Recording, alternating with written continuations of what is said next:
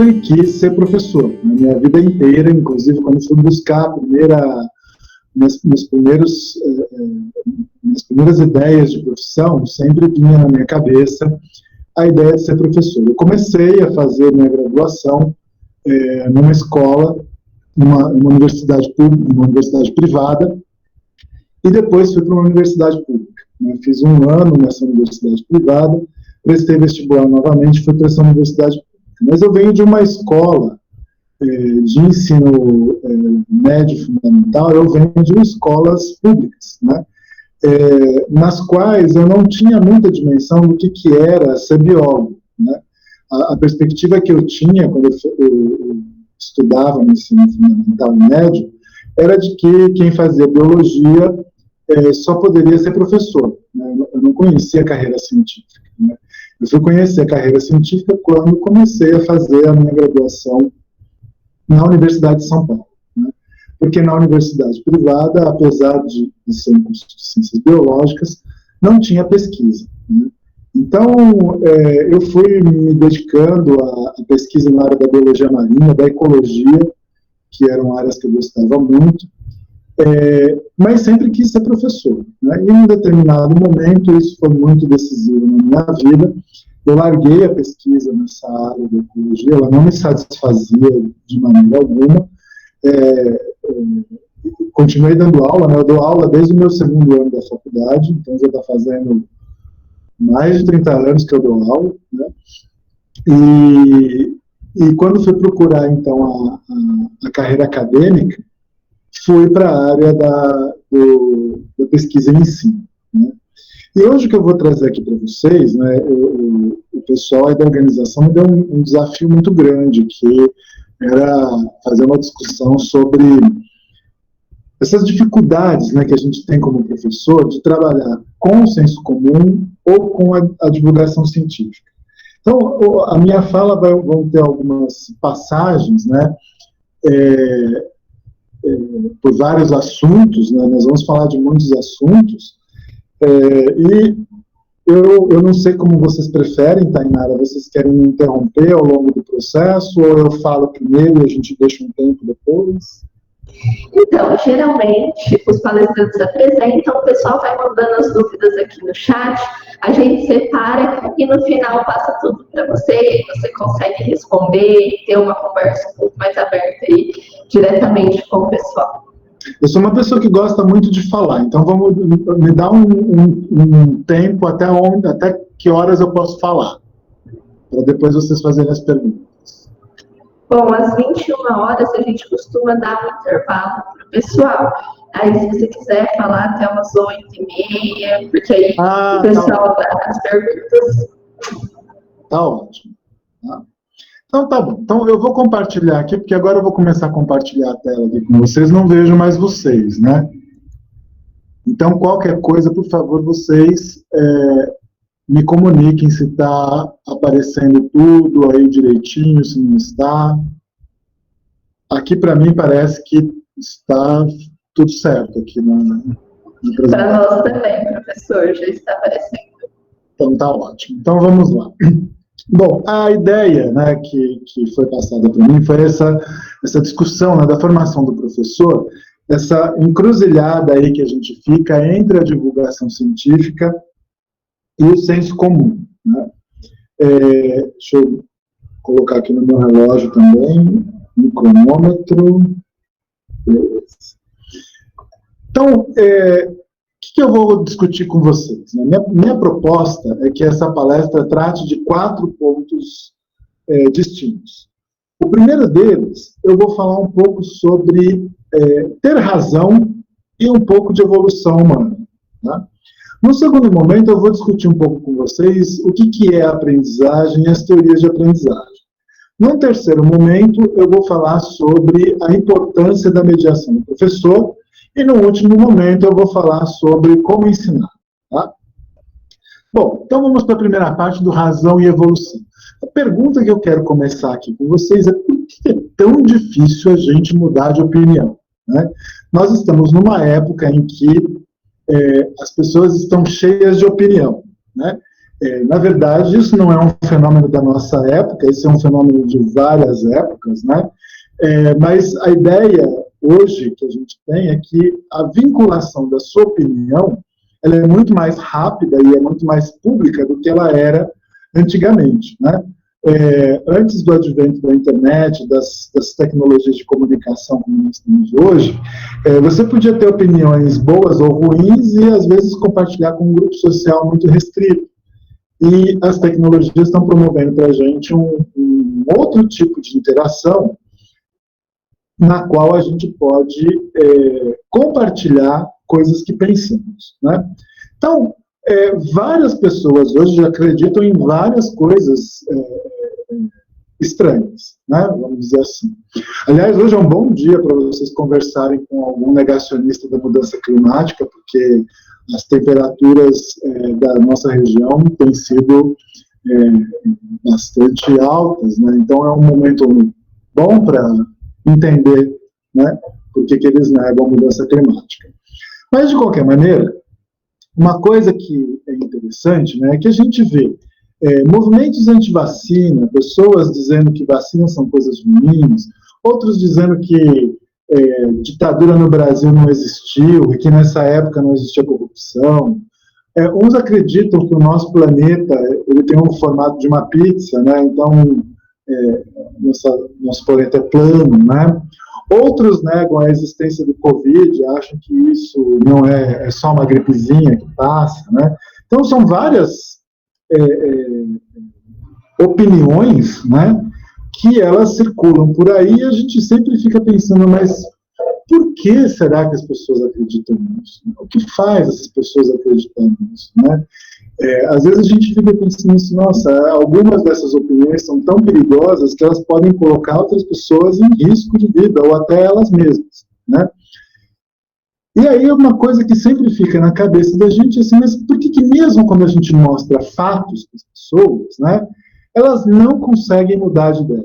Né? Por que os fatos, às vezes, não mudam as nossas ideias? Né? Não estou mais falando agora de uma opinião, estou falando de fatos. Né? Fatos que são reais, que estão presentes na vida das pessoas, que ainda assim fazem com que elas não acreditem em algumas coisas. Né? Então, essa questão intriga os cientistas já há muitos anos. Né? Eu vou contar para vocês alguns experimentos que foram feitos nos anos 70 e outros mais atuais, para mostrar para vocês um pouco como é que essa opinião se constitui. Tá? Então, nos anos 70, dois psicólogos, né, fizeram um experimento com alunos do curso de psicologia. E eles, como alunos de curso de psicologia, eles recebiam 29 pares de cartas escritas à mão, né? E em cada par, uma carta era de uma pessoa que ou iria cometer suicídio ou já havia cometido suicídio. E a tarefa desses psicólogos, né, desses futuros psicólogos, era identificar qual era a carta escrita por um suicida, ou um potencial suicida, e qual era a carta que não foi escrita por ela. Né? Bom, nesse experimento, eles dividiram dois grupos. No primeiro grupo, sem as pessoas saberem, né, independente de qual carta que as pessoas escolhessem, os avaliadores iam dizer que elas iam acertar. Tá? Então, a proposta do primeiro grupo era que dos 29 pares, eles iam cometer 24 acertos. Tá? Isso é um negócio totalmente aleatório, porque eles iam chegar lá, escolher uma carta, e falar assim, eu acho que é essa, o cara ia falar assim, oh, parabéns, você acertou, era essa mesmo. Né? E no outro grupo, mesmo que eles acertassem, né, de quem era a carta, eles iam dizer que a pessoa errou. Então, a margem de acertos do grupo 2 era de 10 entre as 29. Tá? E a margem de acerto do grupo 1 era de 24 entre 29. Bom, essa é a primeira fase do experimento. Né? Então, o grupo 1 é um grupo que fica muito satisfeito, porque eles se acham assim, os fodásticos, né, porque eles estão conseguindo descobrir quem que é a cara, qual é a carta verdadeira e a falsa, e o outro grupo se sente muito mal, porque não consegue acertar quase nada. Então os avaliadores retornam, os pesquisadores retornam e falam assim, gente, foi tudo uma confusão. Vocês do grupo 1 não acertaram 24 vezes entre 29, e vocês do grupo 2 não acertaram 10 entre as 29. Tá? E aí, eles pedem para as pessoas refazerem esse experimento, né? Fazer de novo esse julgamento das duas cartas. Quando eles refazem, a pergunta que é feita para eles é o seguinte, vocês acham que vocês vão acertar ou vocês acham que vocês vão errar? Quem pertencia ao grupo 1 tem uma autoestima extremamente elevada e eles acham que eles vão acertar, mesmo sabendo que o que foi feito com eles foi um engano, né, que estava errado aquela projeção que eles haviam feito de 24 acertos. Mesmo assim, eles acham que eles são bons e eles vão acertar. E a mesma coisa ocorre com o grupo 2. Mesmo eles sabendo que aquilo lá estava tudo errado, eles acham que eles vão serem, o desempenho deles vai ser muito pior do que o desempenho do grupo 1. Né? Bom, o que esse experimento mostra para a gente? Né? Esses dois pesquisadores, né, que é o Hugo Mercier e o Denis Pedra, eles, com uma série de outros experimentos que foram feitos, eles foram percebendo, né, eles foram chegando à conclusão de que uma das vantagens da espécie humana é essa capacidade que a gente tem de cooperar. Né? E essa cooperação ela está muito relacionada com essa avaliação que os outros fazem de nós. Né? A cooperação de um grupo humano ela é muito difícil de acontecer, mas quando ela acontece, ela garante um sucesso muito grande para esses grupos que são colaborativos. Né? Então, se eu estou num grupo de pessoas que eu acredito que elas são boas, o fato de eu estar lá me faz sentir melhor e eu começo a querer ser tão bom quanto elas, porque a gente acredita que juntos a nossa capacidade de resolver o problema vai ser muito melhor. Mesmo que a gente saiba que nós somos um bando de otários, né? Ainda assim a gente acha que a gente é bom. Tá? A esse fenômeno eles deram o nome de viés de confirmação. Né? O que é esse viés de confirmação? Essa tendência que a gente tem de abraçar opiniões que reforçam coisas que você pensa, né? E rejeitar informações que contradizem você. Né? E essa é uma forma de pensamento muito ruim. Né? Eles até brincam no texto que eles, na pesquisa que eles escrevem, nesse livro, né, do Enigma Luizo, eles brincam com essa ideia de que esse foi um erro evolutivo muito grande, né, que ficou na gente. Né? Mas é um erro que foi bom. Né? Apesar desse ser um pensamento defeituoso, né, em termos de lógica, ele nos ajudou nesses anos todos, né, de humanos na Terra a nos darmos bem de alguma maneira. Né? De alguma maneira, isso garantiu um sucesso para a gente em algumas coisas. Né? E aí eles chegam a uma conclusão muito interessante, né, que é o seguinte, que se a gente pensar, né, que você está vivendo em bandos de caçadores e coletores, né, os nossos ancestrais eles tinham uma preocupação muito grande, que era com a posição social deles. Eles queriam, né, o fato da gente estar pertencente a um grupo é uma coisa boa, mas mais do que pertencer a um grupo, eu busco dentro desse grupo uma posição, né, que me faz privilegiado, mesmo que essa posição que me faz privilegiada seja construída na base de mentiras ou na base de um raciocínio equivocado. Né? E eles chegam a uma conclusão de que nessa época das cavernas, né, havia pouca vantagem de você raciocinar de uma maneira clara. Né? Raciocinar com clareza poderia trazer muito mais problemas para você do que raciocinar de modo errado junto com o grupo. Né? Bom, um outro experimento também muito interessante, esse já é mais recente, se chama, de dois pesquisadores, que é o Steven Sloman e o Philip Fernbach. Eles escreveram esse livro, The Knowledge Illusion, Why We Never Think Alone, e eles fazem experimentos muito interessantes, né? Um dos experimentos que eles fazem é lidar com objetos do dia a dia que são muito comuns, né?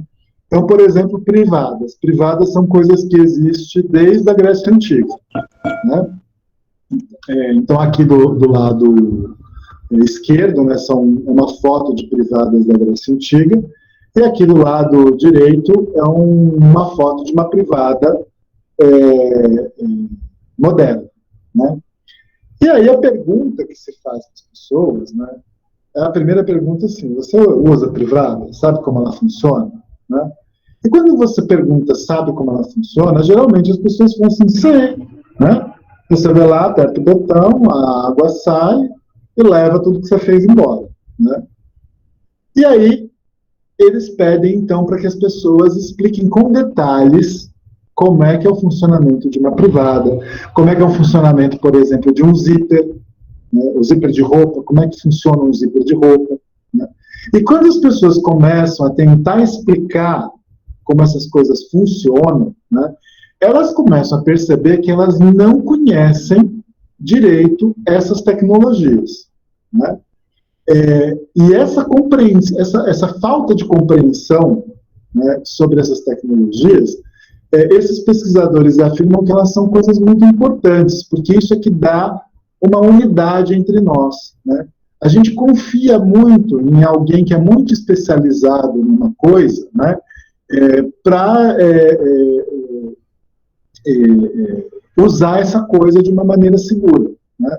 Então, por exemplo, quantos de vocês sabem como é que se faz um prédio de 57 andares, né?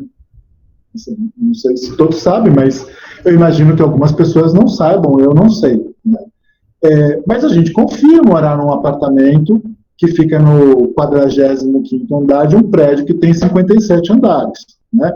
A minha compreensão sobre aquela tecnologia de como é que se faz um prédio, como é que ele fica em pé, né, durante tanto tempo, e nada vai desmoronar, com aquelas toneladas de concreto, tijolos, ferros e tudo mais, né, ela é importante, porque eu me sinto parte de um grupo, eu confio nos engenheiros, né? Os engenheiros não sabem outras coisas, portanto, confiam em outros profissionais, e essa rede de ignorância nos une, né? Essa rede de ignorância e de conhecimento especializado, né? Bom, isso não tem muito problema quando a gente está falando de privado, né? Mas tem algumas coisas que são mais complicadas, né? Então, eles fizeram também, junto desse experimento aí, da pergunta de como que funciona a privada, eles fizeram a seguinte pergunta para os americanos, né, para os estadunidenses, porque americano nós somos também. Onde que fica a Crimeia, né? E se isso foi na época aí do conflito que teve na Crimeia, né? E se eles acham que o governo estadunidense deveria intervir no conflito que estava acontecendo na Ucrânia, né, na Crimeia. Bom, qual o resultado que eles obtiveram, né? Que quanto mais a pessoa, né, afirmava que os Estados Unidos deveriam intervir no conflito, ela menos sabia onde ficava a Crimeia, tá? Ou seja, quanto mais longe da Crimeia, mais eles achavam que os Estados Unidos deveriam ter algum tipo de intervenção no conflito, né? Bom, isso também nos mostra uma outra coisa muito importante, né? Que quanto menos você sabe de alguma coisa, parece que a sua chance de emitir opiniões que não só não tenham nada a ver, mas às vezes podem cair em preconceito, discriminação, ódio e tudo mais, ela aumenta muito, né? Principalmente quando a gente trabalha com questões que têm um viés social muito forte, né? Isso é um dado muito interessante para nós que somos professores, né? Porque a gente, na verdade, vai atrás dessa coisa de informar mais as pessoas para que elas não consigam, para que elas consigam emitir uma opinião de uma maneira mais fundamentada, melhor, mais crítica e tudo mais, né? Bom, eu sei que eu estou trazendo aqui para vocês um panorama muito ruim das coisas, né? Mas existe um caminho de luz aí que eu quero trazer para vocês, né? Mesmo a gente sabendo que isso tem uma carga evolutiva e isso tem uma questão que é biológica, uma questão que é social, esses pesquisadores também descobriram uma coisa muito interessante, né? Quando o participante tinha essa opinião muito formada, né, muito certa, e eles eram obrigados a explicar os motivos da opinião deles. Então, por exemplo, uma outra pergunta que eles faziam é assim: você acha que um professor deve ganhar salários baseados no mérito deles, né? Relacionado, por exemplo, com o número de aprovações na escola, né? As pessoas, quando elas emitiam uma opinião, eles perguntavam para elas qual era o grau de confiança que elas tinham na opinião delas, de 1 a 5. A grande maioria delas, assim, emitia opinião e falava assim: eu confio com toda certeza que o que eu estou dizendo é bom, né? Quando a pessoa, o pesquisador começava a perguntar para elas assim: mas explica para mim, você sabe como é que funcionam as políticas públicas para aprovação de aluno? Você sabe qual é o salário do professor? Você já viu em algum país esse tipo de coisa dar certo? Então, esses questionamentos em que você vai pedindo mais detalhes para as pessoas sobre as posições delas, trazia depois uma certa instabilidade no grau de confiança. Quando eles voltavam de novo a fazer a mesma pergunta, a maioria das pessoas, elas recuavam um pouco nessa intensidade com que elas concordavam com o que diziam, né? Bom, e é por aí, é nesse caminho de luz, né, que nós vamos seguir, né? Porque muitas das coisas que eu vou falar sobre aprendizagem agora, né, sobre a formação do professor de aprendizagem, tem a ver com esse caminho, né? É na base desse caminho do questionamento que a gente vai construir outras coisas, tá? Bom, e então esses pesquisadores, né, eles chegam a conclusões muito interessantes de como é importante as pessoas aprenderem ciência, né? Porque a ciência é um sistema que corrige, né, essas inclinações que a gente tem de emitir essas opiniões sem fundamentos, né? E o sistema criado pela ciência de confrontos de ideias ou confirmações de ideias, ele é um sistema que não é feito com mistério, né? As pessoas não escondem, não podem esconder jogo, não pode argumentar deixando de falar alguma coisa que ela sabe, né? Então, isso é uma coisa que esses autores dizem, que o caminho para a gente sair dessa coisa nebulosa e dessa dificuldade de mudar de opinião, um dos caminhos é a gente buscar o conhecimento científico, né? E eles ainda terminam um artigo deles dizendo assim: a ciência avança mesmo quando a cabeça da gente não sai do lugar, né? Então, você pode ter uma grande parcela das pessoas bastante ignorante para algumas coisas, mas isso não quer dizer que, pelo fato de um país, né, estar marcado pela ignorância, a ciência não vai avançar independente disso, né? Então, ele diz que a ciência nos traz bastante esperança nesse sentido. Bom, quem quiser conhecer mais, né, sobre essas pesquisas, pode ler aí esse artigo que está disponível na internet, da revista The New Yorkers, que se chama Why Facts Don't Change Our Minds. Ele foi publicado em 2017, e muitas dessas pesquisas mais recentes que eu estou falando para vocês foi antes da eleição do Trump, essa da privada, da Crimeia, né? E esse artigo, depois, quando foi publicado em 2017, teve um impacto muito grande na sociedade americana, que ficou um pouco impressionada, né, com o resultado das eleições daquele ano. Não só os americanos, mas o resto do planeta também, né?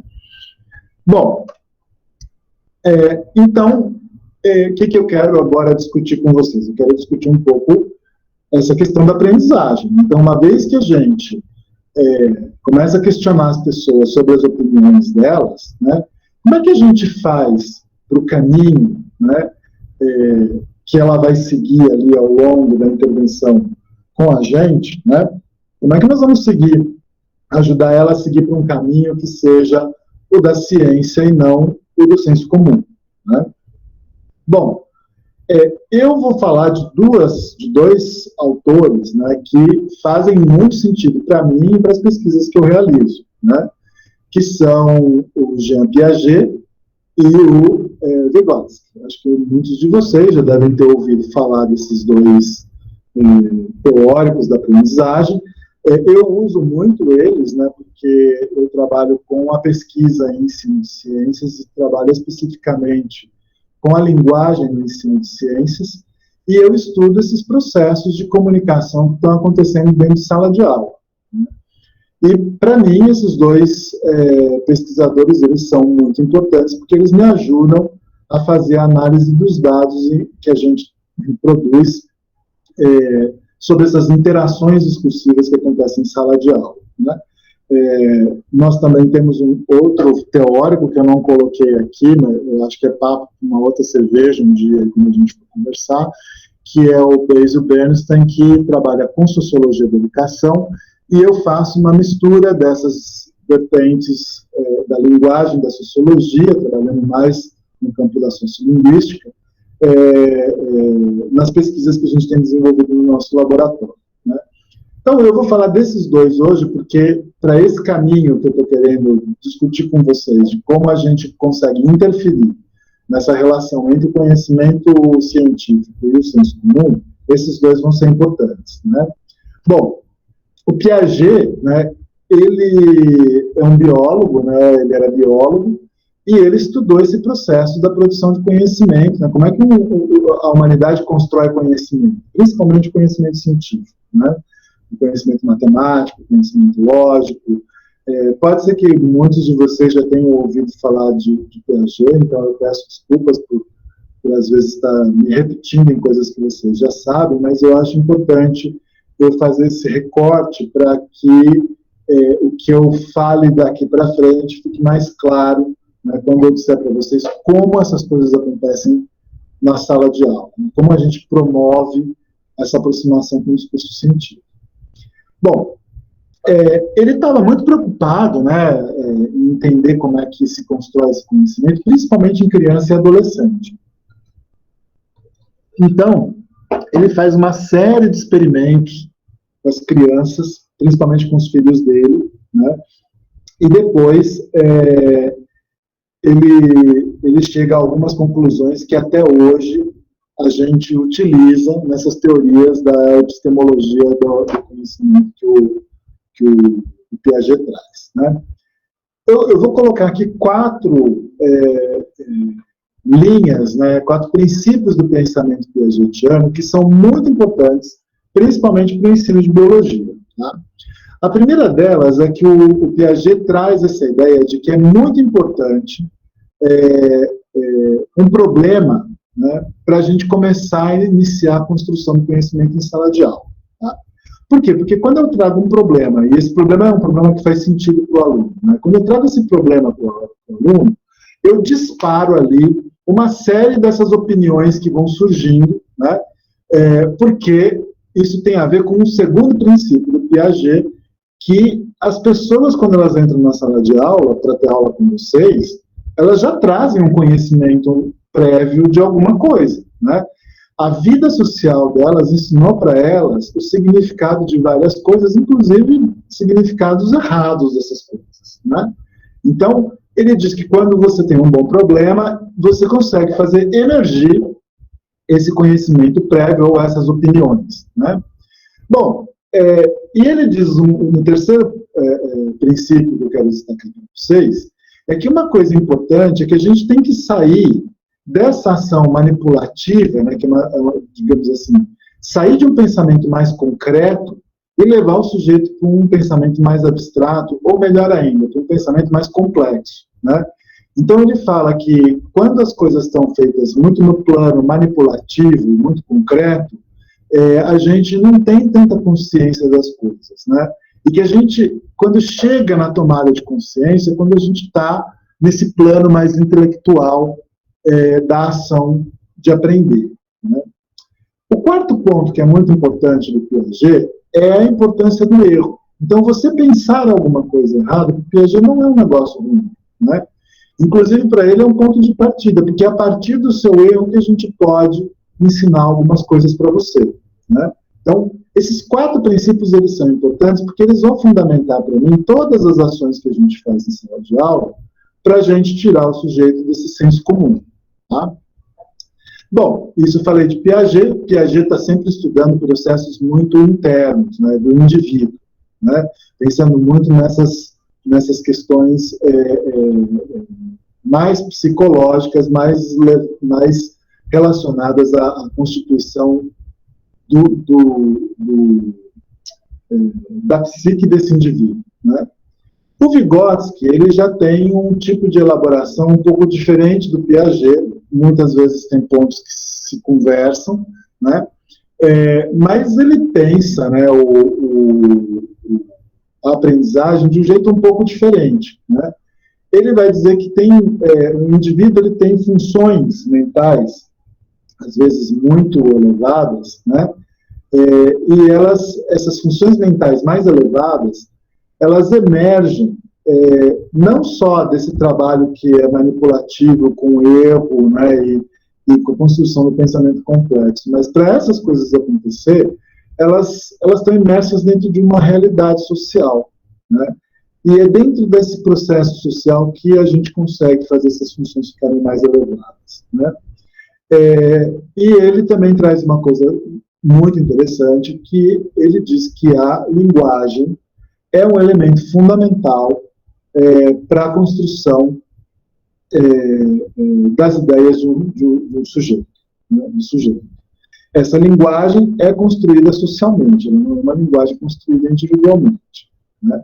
O Vygotsky, ele fala muito dessa ideia da zona do desenvolvimento proximal e do desenvolvimento real, em que ele diz que o processo de aprendizagem leva a gente a essa ideia de um desenvolvimento, né, potencial. Então, eu consigo perceber que o sujeito consegue ir além e eu vou atrás, então, sempre dessa coisa potencial que ele tem de cada vez ser melhor, aprender mais, saber mais, elaborar mais, né? Então, essa ideia da zona do desenvolvimento proximal é muito importante. O que é essa zona, né? É esse limite entre aquilo que o sujeito sabe hoje e aquilo que ele pode ainda saber, né? Eu tenho certeza que ele vai chegar lá? Não, eu não tenho certeza que esse é o limite. Mas essa faixa entre aquilo que ele sabe e aquilo que ele pode vir a saber é o que ele vai chamar de desenvolvimento proximal. E ele diz, é aí que a gente trabalha, né, para fazer o sujeito chegar ao máximo de potencialidade dele. Aquilo passa, então, a ser real, e aí o desenvolvimento potencial dele vai mais além ainda, né? Então, em linhas gerais, essas são coisas muito, passando assim, bem por cima de algumas dessas coisas, mas para dar esse contexto, né? O Vygotsky também fala muito sobre conceitos espontâneos, né, que são esses conceitos que também emergem do sujeito, assim como o Piaget também acreditava, mas eles são conhecimentos construídos socialmente, né? Bom, entendido isso, né, dessa ideia de como é a elaboração da aprendizagem, né, fica uma pergunta assim, tá bom, assim, entendi, né? As pessoas têm dificuldade de mudar de opinião, desestruturar a opinião delas. É um caminho interessante, né? É um caminho que ajuda a gente a pensar, ajuda a gente a ensinar essas pessoas a pensar diferente. O Vygotsky diz que isso se dá socialmente, né? Então, no grupo social a gente consegue aprender melhor, né? Nas interações sociais a gente aprende melhor.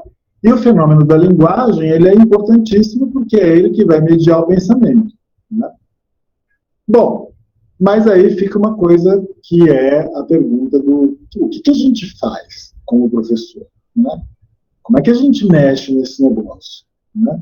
Como é que a gente busca as informações certas para que essas coisas aconteçam? Né?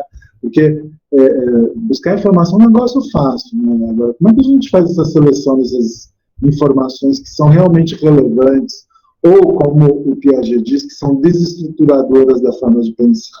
Né? Então, qual que é o papel da gente, né, como professor de biologia, de ciências, dentro dessa questão? Né? Então, primeira coisa, o que a gente deve fazer? Né? Esse pode ser também uma outra coisa que você já sabe, mas eu gostaria de reforçar, que existem conjuntos de saberes para a gente ser professor. Né?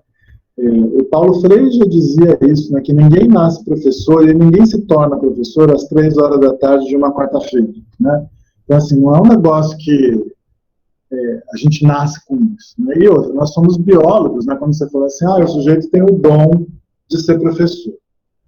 Como biólogos, a gente não acredita em dom, né? A gente acredita que, assim, tem gene, então, né? Tem um conjunto de genes que expressa a capacidade de ser professor. Não tem. Né? E você não nasce com dom para esse negócio. Né? Isso é uma profissão. Você aprende. Né? Então, existe um conjunto de saberes que você precisa estudar.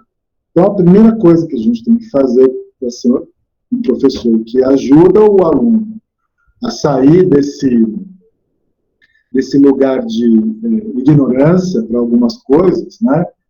É a gente também sair desse lugar de ignorância estudando. O que a gente tem que estudar? Bom, primeira coisa, biologia, né? Os saberes da ciência de referência de vocês. Então, estudar biologia é importante porque eu não posso ensinar um negócio que eu não sei, não faço ideia. Né? Eu também preciso aprender saberes pedagógicos. Né? Então, assim, eu sou um profissional da educação. A educação é uma área que se constituiu há muitos anos com uma grande produção científica, e eu preciso acompanhar essa produção científica assim como eu acompanho a produção científica da área da biologia. Né? Além disso, existe um outro conjunto de saberes que está ligado com a epistemologia e a história da ciência que eu pratico, que eu quero ensinar. Né? É importantíssimo que a gente saiba como é que a nossa biologia se constituiu como área ao longo do tempo, né? E é importante que a gente conheça como é que se produz conhecimento na nossa área. Né? Isso é muito importante para a gente criar uma visão de ciência mais moderna e menos ingênua. Né? Porque se eu tenho uma visão equivocada do que é a produção do conhecimento científico, eu vou ensinar isso de maneira equivocada para os meus alunos também. Né? E um quarto ponto que é interessante também são os saberes da prática. Né? Ou seja, para que a gente faz 400 horas de estágio na escola? Porque existe um saber que está dentro do exercício profissional. E é esse saber que eu preciso aprender com aquelas pessoas que estão há mais tempo dentro do espaço profissional que eu quero exercer. Né?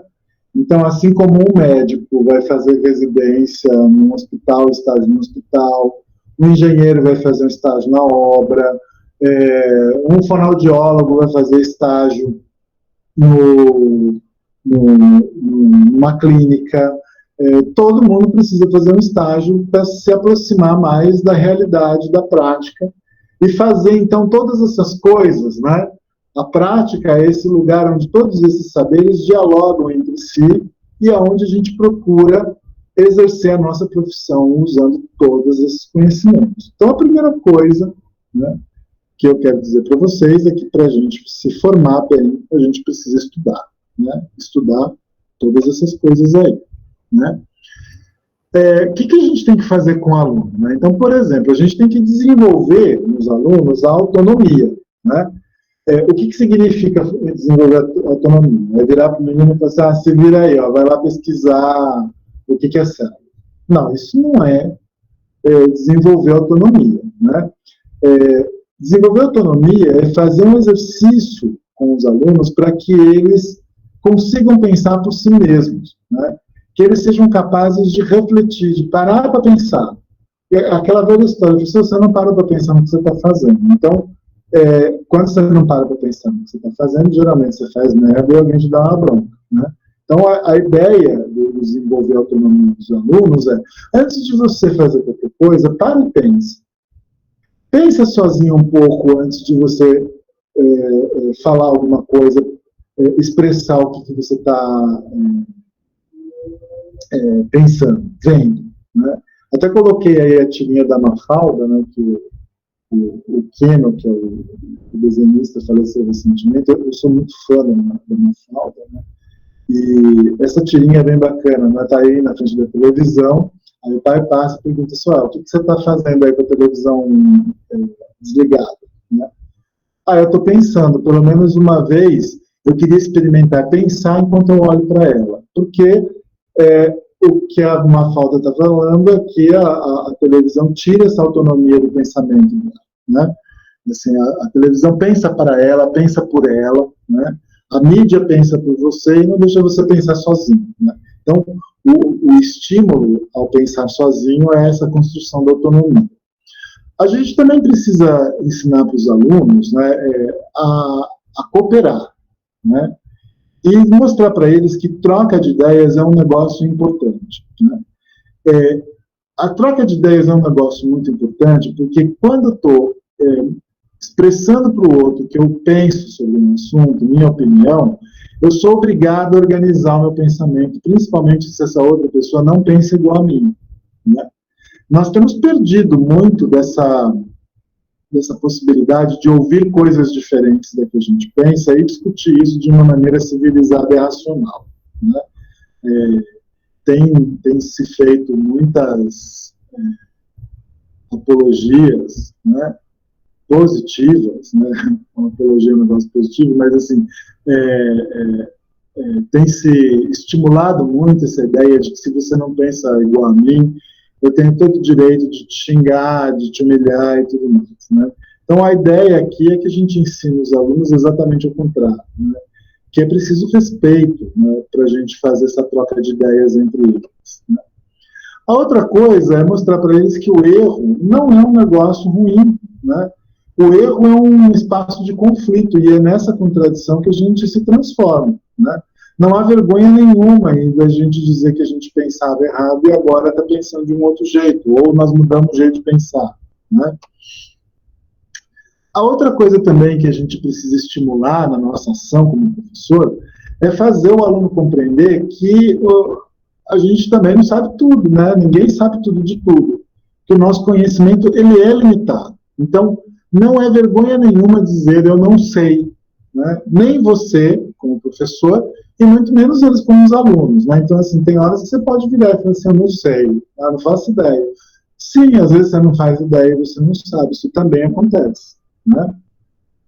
E mesmo assim, quando eu estou dizendo isso, é porque assim, chega uma hora que você esgota as formas de explicar as coisas e você não tem mais como explicar. Então, chega uma hora que você fala assim, olha, não sei mais explicar, o que eu tinha para saber, o que eu sabia eu já te disse, né? Então, é importante eles reconhecerem que essas coisas têm limite, né? A outra coisa que a gente tem que fazer muito também é pegar esse conhecimento científico e usar ele em diferentes contextos da vida cotidiana. Isso daí é um negócio que vocês já devem ter ouvido falar muito nas aulas de didática, de prática de ensino, mas eu vou reforçar essa ideia de que o conhecimento científico muito isolado, né, ele por ele mesmo, às vezes é um negócio muito complicado, porque fora de um contexto mais cotidiano,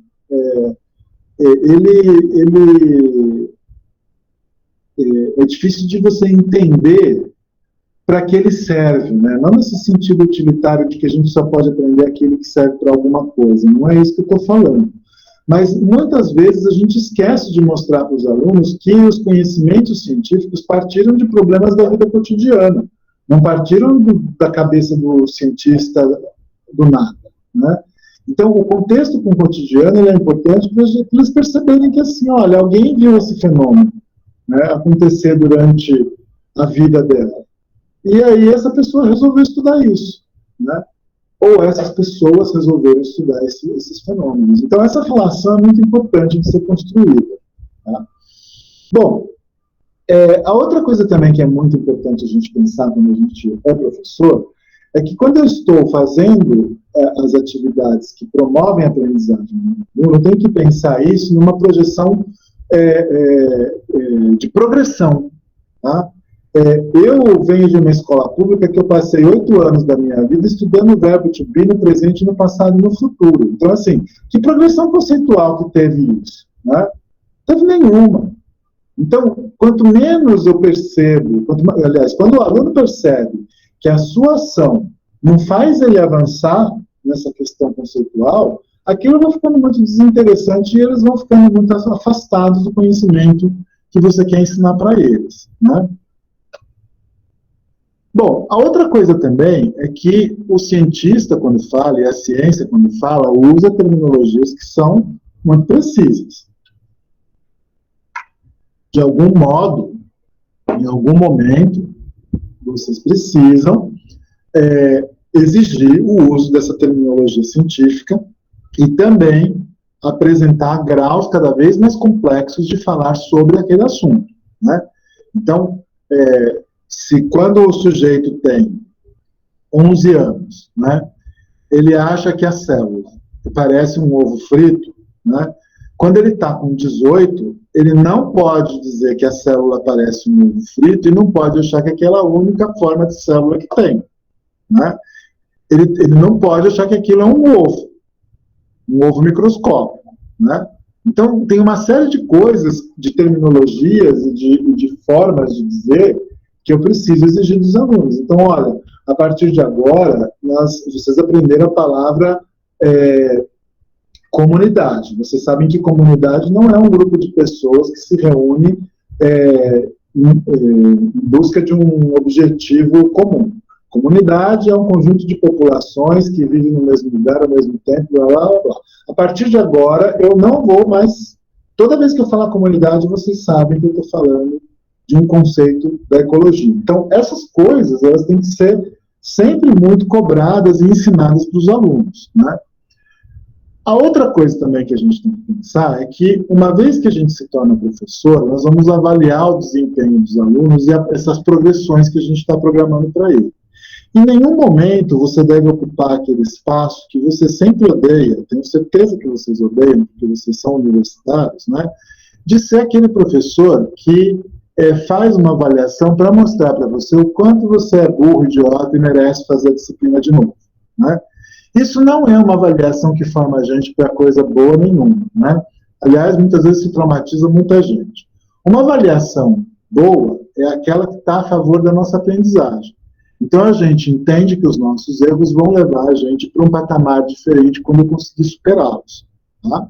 Então, a ação do professor nessa aprendizagem, né, para chegar próximo a um conhecimento científico e sair do senso comum, é fazer com que essa avaliação seja sempre algo positivo e formativo para o aluno, que ele sinta prazer em estar progredindo junto com você. Tá? Bom, então, eu encerrei aí, até esse momento, uma discussão de o que a gente faz como professor. Agora, eu quero conversar um pouco com vocês como que o meu grupo de pesquisa entende como é que a gente faz tudo isso. Né? Como é essa situação didática que essas coisas acontecem. Tá? Então, a primeira coisa que eu queria trazer para vocês é que assim, meu grupo de pesquisa ele se chama LINCE. Ele apesar de ter um coelho aqui do lado, ele chama LINCE, mas não tem a ver com o bicho, né? O grupo LINCE é um grupo de pesquisa em linguagem e ciência no ensino. Né? Esse grupo ele trabalha, como eu disse para vocês, com esses fenômenos da comunicação em sala de aula, e a gente cria um contexto para que essas coisas aconteçam. Nosso grupo ele é formado por professores universitários, muitos professores da educação básica, tanto pública quanto privada, os meus alunos de pós-graduação, de iniciação científica, e colegas que estão em outras universidades, em outros estados também, como Minas Gerais, Maranhão, Bahia, Paraíba, né? E nós somos um grupo exclusivamente de licenciados em biologia, né? Alguns têm bacharelado, outros não, mas 100% de nós, né? Nós somos professores de biologia. Como é que a gente trabalha lá no nosso grupo para fazer sentido todas essas coisas aqui que eu estou falando para vocês, né?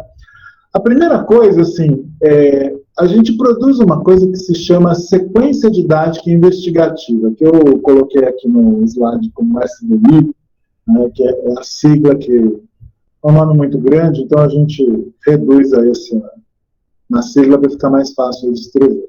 O que é uma SDI? Uma sequência didática investigativa, uma sequência de atividades que a gente propõe com um tema, né, para o aluno desenvolver, para ele se aproximar desse conhecimento científico. Quando a gente produz essas sequências, elas têm dupla finalidade. Tá?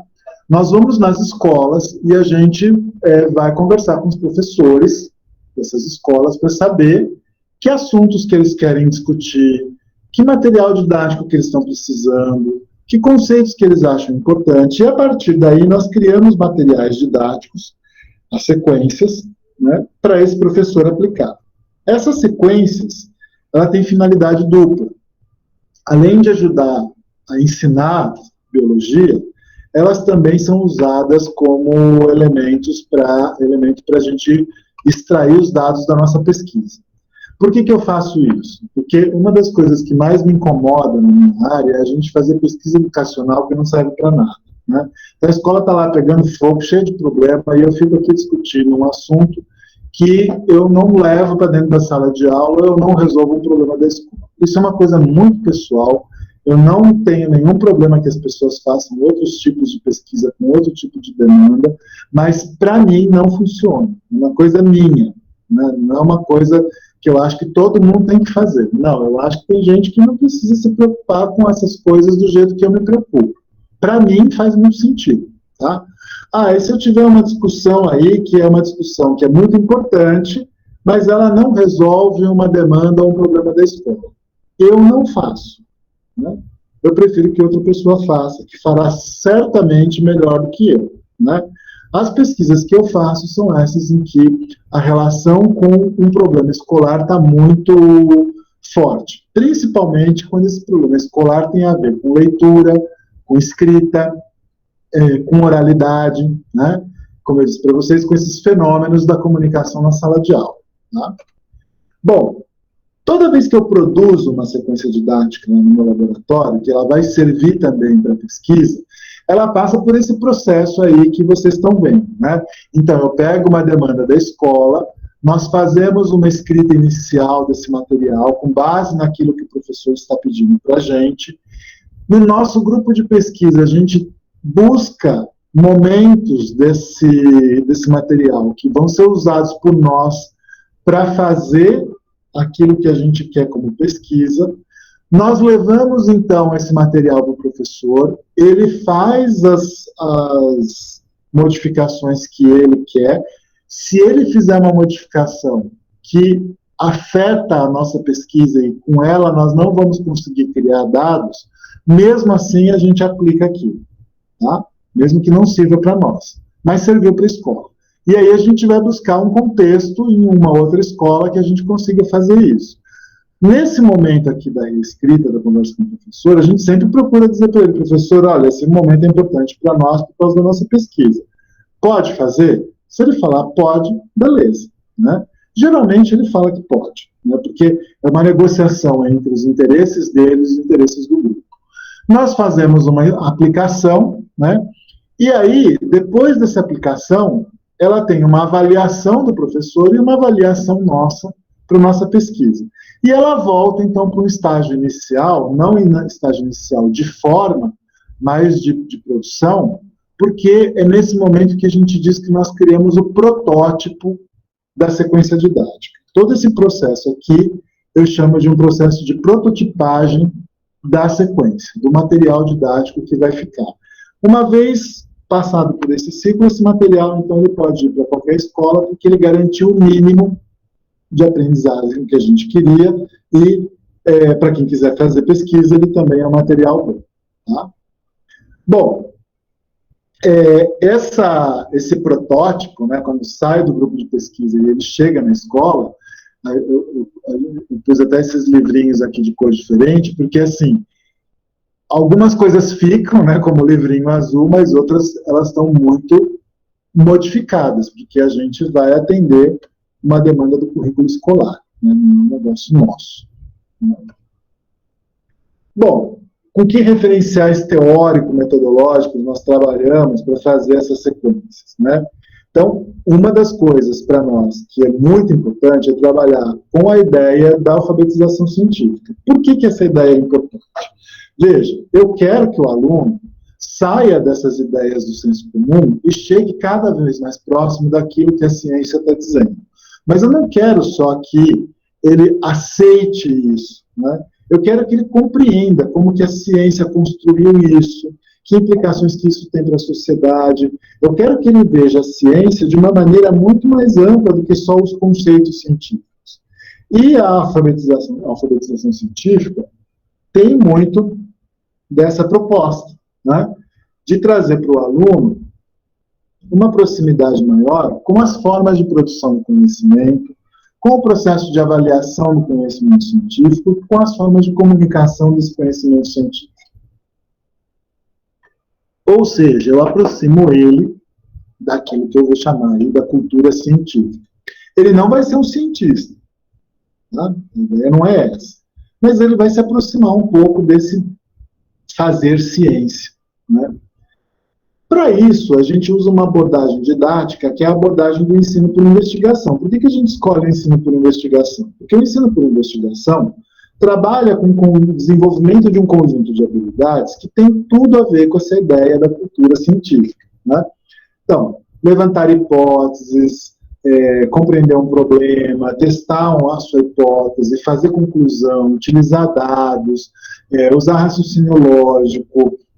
Então, todas essas habilidades que estão envolvidas no ensino de investigação, para nós faz muito sentido, elas são muito importantes para esse processo da aprendizagem das ciências, né? Aqui eu coloquei algumas das bibliografias que a gente usa, né? Depois, como está gravado, vocês podem fazer uso delas também, são bibliografias que vão falar sobre a alfabetização científica, elas são bem importantes para a nossa área, né? Bom, na alfabetização científica, né, o que a gente quer que o aluno perceba? Que a ciência, ela tem uma cultura própria, né, e ela tem formas muito particulares de conhecer o mundo, diferente dessa que é uma opinião, a emissão de uma opinião sem fundamento, né? Então, a gente quer que ele perceba que quando o cientista emite uma opinião, essa opinião está fundamentada não só num conjunto de dados, mas também num fundamento teórico, né? E que esse é o modo como a ciência constrói conhecimento, né? Também é importante que ele perceba que existem formas de se comunicar dentro da ciência. Por que isso é importante, né? Porque as coisas não podem ser ditas de qualquer jeito, para que a gente possa ser compreendido em qualquer lugar, né? Então, eles precisam entender que a forma de comunicação ela é muito específica, né?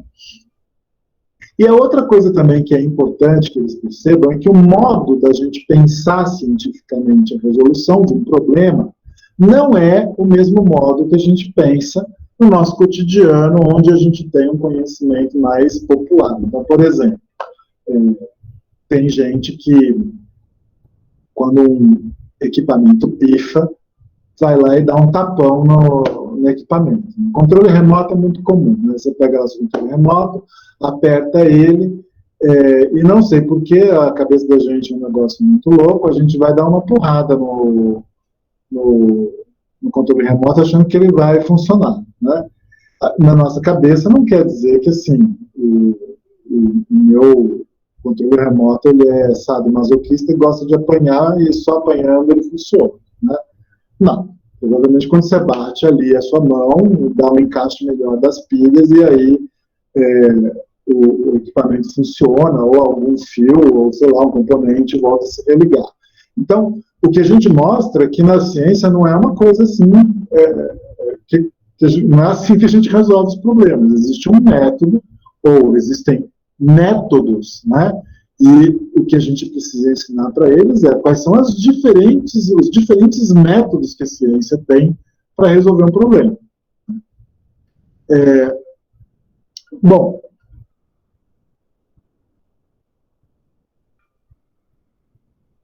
quando a gente está nessa perspectiva de trazer para o aluno essa ideia da alfabetização científica, né, de se aproximar da cultura científica, a nossa ideia é que o sujeito tenha essa open mind, né, faz na cabeça dele. Esse é um jeito novo de você ver o mundo. Né? Por exemplo, biólogos veem o mundo de um jeito diferente. Né? Se você tem um irmão, parceiro ou parceira, amigo ou amiga, né, que não é biólogo, quando anda com você na rua, ele não enxerga coisas que você enxerga. Né? Por isso que ele faz aquela frase que todo biólogo já deve ter ouvido, né? Ou estudante de biologia, que é assim, nossa, como você viu isso aí na rua? Né? Você podia ser um biólogo mesmo. Então, a gente olha o mundo de um jeito diferente, a gente fala sobre esse mundo de uma maneira diferente, e é isso que nós queremos que os alunos vejam, um jeito diferente de olhar o mundo. Né? O mesmo problema visto por várias áreas do conhecimento diferente é visto são vistas de jeitos diferentes, portanto, são perspectivas diferentes sobre o mesmo fato da realidade e uma construção mais aberta e ampliada dos fatos do mundo. Né? Então, o que a gente quer contribuir é para isso. Né? Bom, que habilidades que estão envolvidas aí nessa alfabetização científica, né? Então, compreender e produzir mensagem, informação, texto de conteúdo científico, comunicar resultado de forma oral, escrita, gráfica e matemática, construir hipótese, fazer previsão, organizar, classificar, seriar, avaliar, todas essas habilidades aí, elas estão presentes. Nós estudamos muito, no nosso grupo de pesquisa, uma dessas habilidades que é o argumentar. Esse é um ponto que para nós é muito importante. Bom, a professora Lúcia Saceron e a Ana Maria Pessoa de Carvalho, elas fazem uma síntese muito legal das produções sobre o que é a alfabetização científica, e elas dizem que a alfabetização científica passa por esses 3 eixos. Né? Quando a gente está ensinando nessa perspectiva da alfabetização científica, a gente está preocupado em ensinar terminologias e conceitos, compreender a natureza da ciência e entender as relações dessa ciência com a sociedade. Tá? Bom, a nossa ideia de alfabetização ela é muito clara, né? Nós estamos muito afinados com a ideia do Paulo Freire, de que alfabetizar cientificamente não é só você ficar ensinando um monte de conceito e o aluno reproduzindo definições, mas tem a ver com essa operação psicológica, né, esses domínios mais complexos da sua mente, de fazer o uso do conhecimento científico. Né? Quando eu falo do ensino por investigação, né, essa abordagem investigativa, aí eu já estou falando assim, como é que a gente meio que trabalha essas coisas? Né? Então, quando eu falo do ensino por investigação, uma aula, né, um trabalho investigativo em sala de aula, pega o material que a gente produz e trabalha mais ou menos com essas 4 etapas aí. Né? A gente começa as aulas, elas têm digamos assim, um ritual. Né? Ela começa com uma fase de orientação, onde a gente apresenta problemas para os alunos. Na fase seguinte, eles começam a fazer perguntas e começam já a gerar hipóteses sobre esses problemas. Numa outra fase da aula, eles exploram essas hipóteses, eles fazem experimentos, eles constroem dados para chegar a conclusões. Né? Todas essas fases da aula, elas são permeadas por um processo intenso de comunicação entre as pessoas. Né? Tanto o professor quanto o aluno com aluno, aluno com material, aluno com as mídias. Então, é um processo assim, muito intenso de comunicação e de reflexão. Isso é mais ou menos aí o que a gente chama de ensino por investigação. Né? O ensino por investigação, ele desenvolve, né, nessas etapas, essas habilidades aí. Né? Então, levantar conhecimento prévio, problematizar. Por que levantar conhecimento prévio é um negócio importante? Eu já disse para vocês lá, para eu acessar a opinião dos outros, eu preciso fazer um levantamento desse conhecimento prévio. Para eu derrubar opiniões que não são muito boas, eu preciso trazer um problema. Eu preciso fazer ele testar as opiniões que ele tem, né? Isso tudo vai dizer para ele se o que ele está pensando é bom ou não é bom, é certo ou não é certo, né? A gente trabalha muito com dados, porque a gente precisa oferecer para o aluno elementos que desestruturem a forma dele pensar, né? E uma coisa que a gente preza muito nas nossas aulas, né, nos materiais que a gente produz, é essa construção de uma opinião bem fundamentada em evidências, em teorias, que é o que a gente chama de argumentação. Tá? Bom, vou dar um exemplo aqui para vocês de uma forma que a gente tem aí de uma sequência didática. Né? Vocês já devem ter ouvido falar da construção de Belo Monte, que foi uma usina que trouxe muitos problemas, né? E trouxe muitas discussões importantes, né? A situação que a gente traz para os alunos nessa sequência didática é para falar sobre Belo Monte. Então, é a construção da usina que vai ser construída no Xingu, no Pará. Existe todo um movimento de povos indígenas que não querem a construção dessa represa por conta de inundação de terras indígenas. Então, são povos originários, né, que são detentores da terra e que precisam da terra, e que ela vai sumir por conta da usina, né, e essa usina vai trazer um impacto ambiental muito grande. O que nós trazemos para eles é um conflito científico, né, que tem a ver, esse conflito científico tem uma interferência social muito grande. Quando a usina foi montada, eles fizeram um relatório de impacto ambiental, e aí a gente centraliza a nossa discussão na diversidade de peixes, né? E esse relatório dizia que o impacto sobre o local era muito pequeno, né? E eles fazem uma lista de espécies muito ruim, né? Eles omitem várias espécies endêmicas. E aí, isso daqui foi feito no governo petista, agora não me lembro, começa no Lula e termina em Dilma, né? E aí um grupo de especialistas faz um conjunto de análises contrapondo esse painel, o painel de especialistas contrapõe o ERM anterior e mostra que há uma quantidade enorme de espécies endêmicas na região, né? E aí a nossa questão aqui para os alunos é assim, será que faz diferença a gente seguir um relatório ou outro? Em que medida esses documentos eles podem alterar a nossa visão sobre biodiversidade nesse local, né? Então eles vão investigar uma série de situações para eles dizerem para nós se essa discrepância entre os dois ERMs faz alguma diferença. Então eles vão trabalhar com uma análise da biodiversidade no nível de espécie, né? Vão fazer essas análises, né, das comunidades de peixes que estão nos rios, né, das populações que estão nos rios, entender um pouco essa dinâmica das cadeias alimentares que tem lá, das teias alimentares, né? Eles constroem essas teias e buscam entender toda a complexidade que tem das relações entre algumas espécies de peixes, lógico que não de todas, né, mas de algumas delas, né? Também fazem uma análise dessa biodiversidade no nível mais genético, buscando entender que existem diferenças morfológicas entre peixes de mesma espécie, né? Para eles perceberem que há uma diversidade nesse nível também, né? E a gente vai mais profundamente nessa diversidade, fazendo com que eles compreendam que existe uma diversidade dentro das espécies, uma diversidade genética dentro das espécies, que, por conta da construção de uma represa, pode favorecer ou desfavorecer um genótipo, né? Então, aqui a gente mostra um problema de peixes que têm boas reservas de gordura e pouca reserva de gordura, e eles vão tentar avaliar se isso interfere na migração do peixe, né?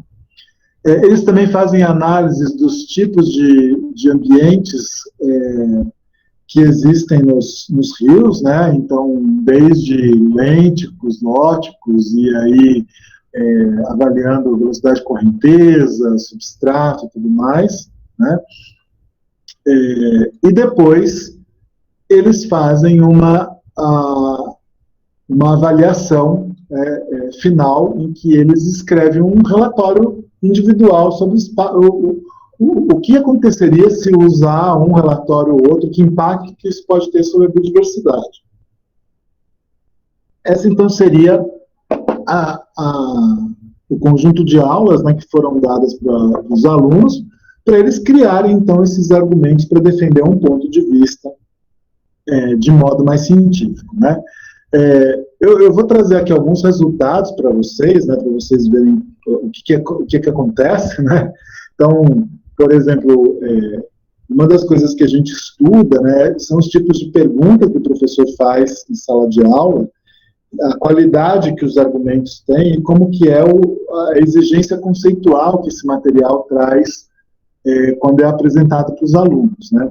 A gente também estuda muito essa coisa do engajamento, né? Se o aluno ele está realmente engajado na aula e como que isso acontece, né? Quando eu falo de argumento, né, a gente tem uma estrutura, o argumento para nós ele tem essa estrutura de dado, conclusão e uma coisa que a gente chama de justificativa, né, que são informações que o sujeito oferece para a gente para dizer que o dado chega àquela conclusão, né? E a gente tem aqui, eu trouxe aqui para vocês alguns textos dos alunos, né? Então, por exemplo, um exemplo é desse daqui, do texto produzido com essa pergunta. Considerando as características genéticas dos peixes, quais deles têm mais chances de chegar ao final do percurso migratório e se reproduzir? Explique a sua resposta. Então, veja, nesse momento eu não quero saber se ele acha, o que ele acha, né, que vai acontecer, né? Ele tem que trazer para mim respostas que justifiquem de uma maneira muito precisa a opinião que eles estão emitindo. Esse é o exercício que eu quero que eles façam, né? Então, aqui vocês vão vendo algumas respostas que eles dão, né? Então, por exemplo, esse aluno diz assim, os peixes marcados de azul, porque possuem maior quantidade de gordura armazenada, tendo, assim, maiores chances de chegarem ao final do percurso. Por isso que é o peixe azul que vai se dar melhor, né? Os peixes marcados de vermelho possuem uma chance menor do que a do azul chegar ao final do percurso.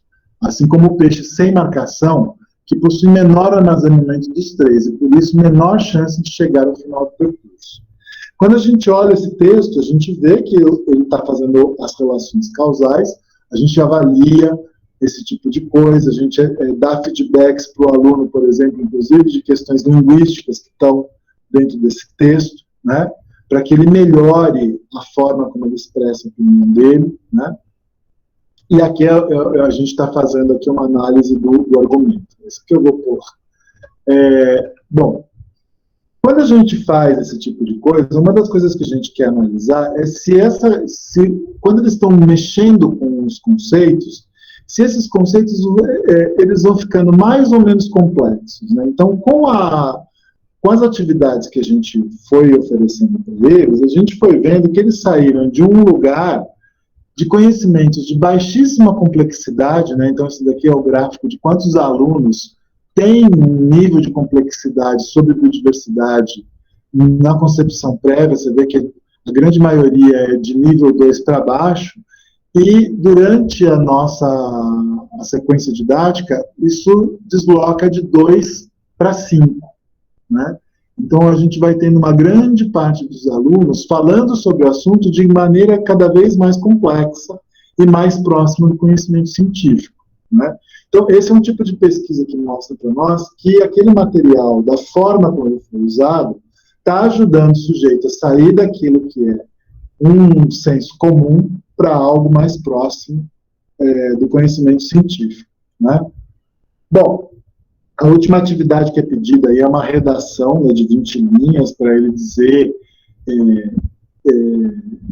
o que eles pensam sobre esse assunto, né?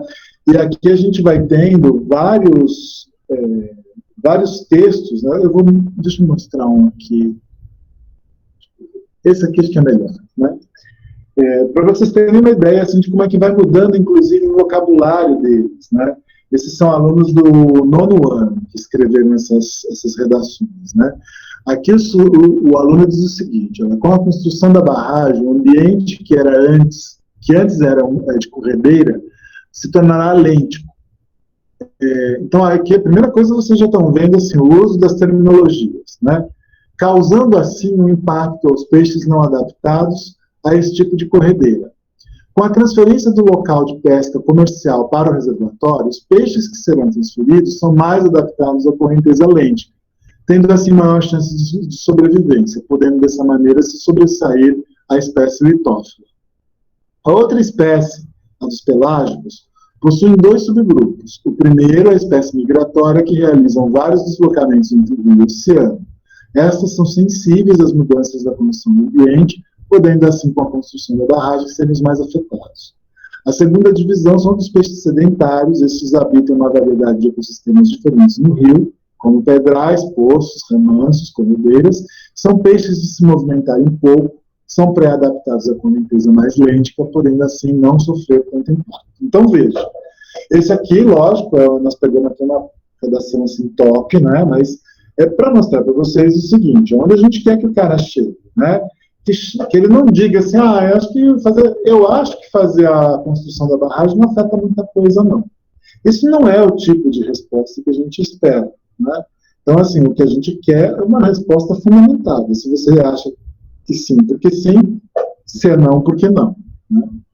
Bom, já chegando aqui nas considerações finais, né? Veja, nós só trabalhamos com escolas públicas de crianças de baixa renda. A grande maioria das nossas pesquisas são feitas em escolas periféricas. A nossa intenção é que o aluno de classes mais pobres tenha acesso a um conhecimento conceitual complexo, né, e que tenha a possibilidade de construir um discurso científico privilegiado. Os discursos científicos são privilegiados socialmente, né? Então, essa é a ideia do nosso trabalho no nosso grupo de pesquisa, e que tem como função, como eu disse para vocês, pensar que quando eu estou trabalhando com essa formação de professores, no caso da gente, o exercício de construir a sequência, de aplicar a sequência, avaliar essas sequências, no nosso caso, é uma forma muito importante de você entender como fazer o aluno sair do senso comum e chegar naquilo que a gente chama de conhecimento científico. Bom, pessoal, era isso que eu tinha para apresentar hoje para vocês. Vou aqui para a minha apresentação, para a gente voltar para a discussão.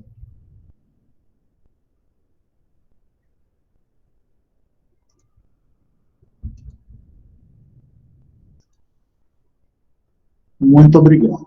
Giovana, você está aí, Giovana? Responde aqui no chat para mim, se é a Giovana, que eu estou pensando que é a Giovana. Professor Marcelo, muito obrigada pela palestra. Acho que foi de suma importância aí, não só para os alunos da licenciatura, né, mas para o bacharel, que de uma forma geral também, como sendo mestre, doutor, que seja, continuando aí na área acadêmica no sentido de pesquisas laboratoriais e etc., uma hora ou outra vão dar palestras, vão dar aulas, e é de suma importância ter conhecimento desse assunto também. E surgiram algumas dúvidas no chat. Você prefere ler ou você quer que eu vá lendo aqui para você? Eu acho que é mais fácil você, porque você acompanhou aí, eu não acompanhei. Gente, quanta gente, né? 126 pessoas. Caramba! O pessoal gostou bastante, é realmente um assunto de muita importância. Fico feliz. Eu vou começar, então. Eu tenho 2 dúvidas, E eu vou começar pelas minhas, e aí eu começo a perguntar a do pessoal aqui do chat. Então, a minha primeira dúvida é em relação a um tipo de método de ensino, né? Que tem algumas pessoas que abordam isso e dizem que pode ser o melhor método, sobre a pessoa, pelo menos foi assim no cursinho, né, comigo. A gente via o material antes, né? O professor enviava o material para a gente antes, a gente lia, seja um capítulo de um livro, um artigo, que seja, e depois a gente já ia para a aula tendo o conhecimento, né? Tendo um prévio conhecimento sobre o assunto. Eu queria saber se isso realmente é uma boa técnica, se tem alguma coisa que comprova isso, ou se não, isso vai variar de pessoa para pessoa. O Janaína, você está falando das aulas invertidas? Isso. Tá. Então, assim, olha, essas metodologias de aulas invertidas nada mais são do que formas de você exercitar tanto aquilo que o Vygotsky quanto o Piaget já disseram lá no século passado. Né? Então, as estratégias, essa é uma estratégia. Né? Eu acho que todas as estratégias são boas. Né? O ruim é o excesso de um tipo de estratégia. Né? Então, por exemplo, vou dar um exemplo para vocês. Né? Vocês já imaginaram uma disciplina que se chama Ecologia do Pantanal, que todo mundo se matricula nela, para ter aula teórica? Expositiva? Faça-me um favor, né? Quem é que vai querer fazer uma disciplina que chama Ecologia do Pantanal para ficar sentado na sala de aula vendo o professor falar? Né? Para isso, a gente assiste o Globo Repórter, que é bem mais interessante. Né? As imagens são melhores, a didática é até às vezes melhor do que a do seu professor. Então, assim, o que enche o saco, o que é muito ruim, o que não faz a gente aprender? O excesso da mesma estratégia. Isso é ruim. Inclusive, assim, se toda a aula sua for assim, desse jeito que você falou, vai chegar uma hora que você vai falar assim, caramba, mas esse professor também não faz nada, não é só eu? Né? Então, assim, ele faz o quê aqui? Né? Então, essa coisa da estratégia, a gente tem sempre que tomar cuidado. Uma coisa que as pesquisas já disseram para a gente há muitos anos é que, assim, quanto mais variadas as estratégias que a gente propõe para o aluno, dentro de um contexto muito claro para eles, do que eles vão aprender, melhor é para os alunos. Tá? Então, assim, é muito mais legal eu ter um curso que um dia é essa metodologia aí que você falou, essa estratégia que você falou, no outro é uma aula prática, no outro é uma saída de campo, no outro é uma aula expositiva. A aula expositiva também não pode ser demonizada. Né? Ela também é um negócio importante. Né? Uma outra hora é uma conversa em grupo, outra hora é um trabalho mais individual. Eu posso ter uma aula, por exemplo, em que eu não vou falar nada, eu vou trazer um texto para vocês, vocês vão ler o texto e vão fazer uma resenha dele. Tá? Então, é aquela aula que é um silêncio absoluto. Essa aula não é boa? Ela é boa, né? Agora, ela tem que ser boa dentro de um contexto de um curso. Então, a gente sabe, quando nós estamos trabalhando com os adolescentes e as crianças, a variabilidade de estratégias é um negócio que conta muito para a melhoria da aprendizagem. Entendi, perfeito, obrigada. Agora é mais uma dúvida pessoal mesmo. Eu queria saber se você sofreu algum tipo de repressão com a escolha de ser professor e como que você lidou com isso, se você teve essa repressão. Olha, é assim, você diz familiar? Isso, acho que principalmente, né? Tá, então assim, vou falar uma coisa para você. Quando eu falei que eu ia fazer biologia, ninguém na minha casa sabia o que era isso. Né?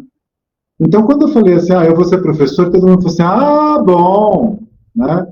Porque eu passei um bom tempo da minha vida indo na casa dos meus parentes e eles achando que eu era jardineiro, que eu era veterinário, que eu era enfermeiro, né?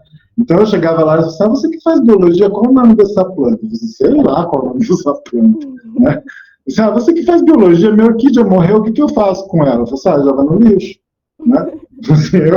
Eu jogaria na terra, misturaria na terra. Você eu não sei o que você vai fazer. Né? Então, assim, tem muito dessa coisa na minha época, né, das pessoas simplesmente desconhecerem o que era a biologia. Né?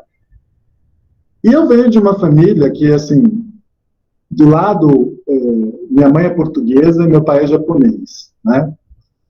Do lado português, eu fui o primeiro neto do meu avô. Meu avô português, ele era analfabeto. Eu fui o primeiro neto que fez uma graduação.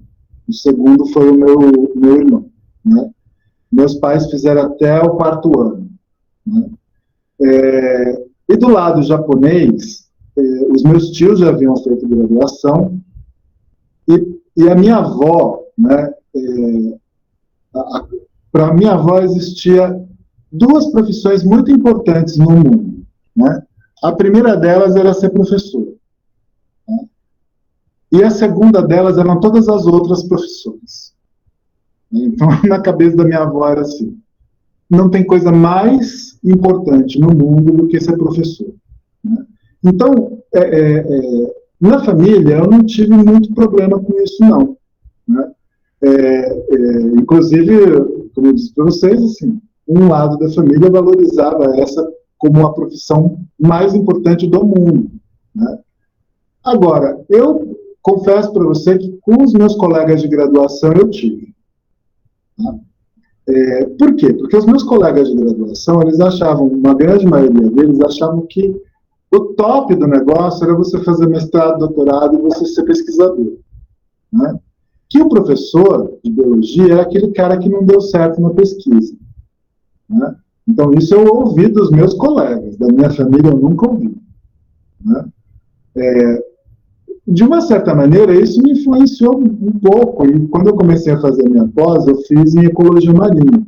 E depois eu pensei, quero que se foda, não tenho nada com essas pessoas, assim, eu vou seguir o meu caminho de felicidade, que é ser professor, é o que eu sempre quis ser na vida, né? Mas dos meus colegas, sim, e dos meus professores de graduação também, né? A grande maioria dos meus professores de graduação, principalmente aqueles que publicavam 200 artigos por mês, né, esses achavam que ser professor era uma profissão menor, né? Eu só posso dizer, Janaína, que eu lamento essa ignorância dessas pessoas, né? Algumas dessas pessoas eu acho que aprenderam ao longo do tempo, né, que o que elas pensavam não tinha nada a ver. Mas a grande maioria dos meus professores, que hoje são bem velhos, alguns já aposentados, eu tenho certeza que vão morrer com essa ignorância, né? Apesar de eles serem professores também. É que acho que eles não sabem. Entendi. Perfeito. Obrigada. Agora eu vou passar aqui para as perguntas do pessoal do chat, tá bom? Tá bom. A Bianca, que faz parte da nossa comissão também, ela quer saber o que você pensa, como que deve ser a relação da escola com a família em relação a isso, no caso ao senso comum, já que muitas dessas ideias são reproduzidas em casa, pelos familiares mais próximos. Sim, assim, o que eu vou falar para vocês, eu acho que tem uma coisa que, do meu ponto de vista, a gente tem que reconstruir um pouco uma história, né? O que a família ensina é muito importante para os alunos. Mais do que a escola ensina também né? E o Paulo Freire tem uma frase que eu acho muito bacana, que ele diz assim: a escola ensina aquilo que a família não ensina, né? É por isso que a gente vai na escola, porque senão a gente vai ficar naquele centro de viés de conformidade que eu tinha falado para vocês no começo da palestra, né? É muito confortável todo mundo pensar igual dentro da sua casa, mesmo a gente fingindo que está fazendo isso, né? Porque é lógico que a gente finge, né? Então você chega lá no meio da sua família, você ouve aquele monte de porcaria e você fica fazendo aquela cara do tipo, concordo. Você concorda porra nenhuma, né? Que você não está querendo arranjar conflito ali, né? Mas isso já é natural das famílias, eles terem esses conflitos, é que eles fingem que não tem, né? Mas a ida para a escola é um lugar onde eu vou ensinar para aquele aluno um mundo que a família não vai ensinar, né? Nenhuma família é capaz de ensinar física, química, biologia, história, geografia, matemática, filosofia, sociologia. Isso não existe, né? Se sua família é assim, é porque você vive numa casa cercada de professor, né? E cada um de uma área diferente. É só assim que você vai conseguir fazer isso, né? Agora, a gente tem que ver também que de uns anos para cá, e quando eu digo uns anos para cá, não são anos recentes, né? Dos anos 70 para cá, a escola foi sendo desvalorizada num processo muito claro da construção do capitalismo neoliberal, né? Porque o neoliberalismo, ele entende que a escola tem que ser, a educação tem que ser dada por um Estado mínimo, né? Para uma educação aligerada, para uma educação que não deve fazer nada que não seja ensinar técnicas, ou seja, uma visão tecnicista da escola. Tá? Isso tem sido uma fala muito comum atualmente, né, de que a escola não tem que discutir valores, a escola não tem que trabalhar com uma educação emancipatória. Isso aí é a máxima do neoliberalismo, né, que a gente já está vendo que não está dando certo, né, porque esse projeto de humanidade dentro do neoliberalismo está fracassando. Né? Até o Papa, esse fim de semana, meteu o pau no neoliberalismo. Né? Então, a gente está num lugar que, assim, né, até a religião, que é a mais capitalista de todos, já está começando a achar que essa não é a melhor forma de organização econômica que a gente tem. Né? Então, a relação que a gente tem hoje com a família, ela tem sido muito ruim por conta dessas bases políticas, mas eu acho que ela não deve ser ruim, ela não precisa ser ruim. Né?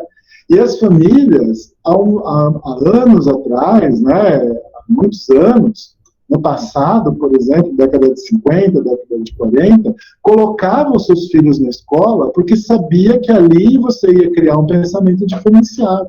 Né? Até os anos 70 era isso. Elas tinham orgulho de ter um filho que pensasse diferente delas. Né? A gente foi invertendo um pouco essa lógica por conta dessa ideia de um neoliberalismo que precisa, né, manter desigualdades no país. Perfeito, muito obrigada. A Tainara, que também faz parte da nossa comissão, ela quer saber que com essa onda, né, de fake news, como que a gente instrui de forma efetiva os alunos a buscarem pelas informações verdadeiras? Porque, dizendo de forma superficial, muitas vezes a literatura fala que a busca pelo conhecimento parte de interesse ou curiosidade do próprio aluno. Mas, em contrapartida, a notícia falsa, às vezes, é mais interessante e chamativa.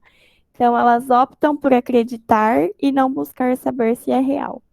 Tainara, nós só temos um caminho, é levar o sujeito para a escola e fazer a mediação com o professor.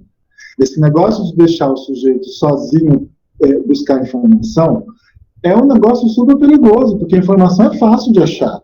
Né?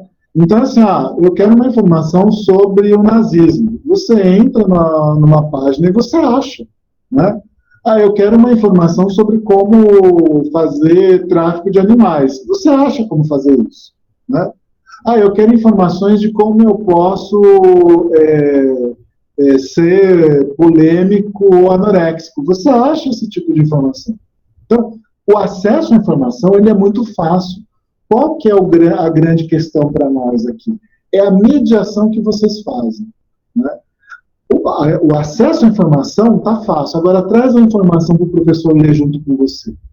É só com a mediação com o outro que a gente vai consertar isso. Sozinho, o sujeito, como eu disse, busca o seu viés de conformidade. Ele vai atrás do grupo que diz para ele que aquilo que ele está pensando é certo. Tá? Tem uma coisa muito engraçada, que é aquele ditado que diz que uma mentira contada 20 vezes, 10 vezes, vira verdade. Né? É verdade mesmo. Tá? Então, assim, eu vou atrás de uma informação. Essa informação está errada.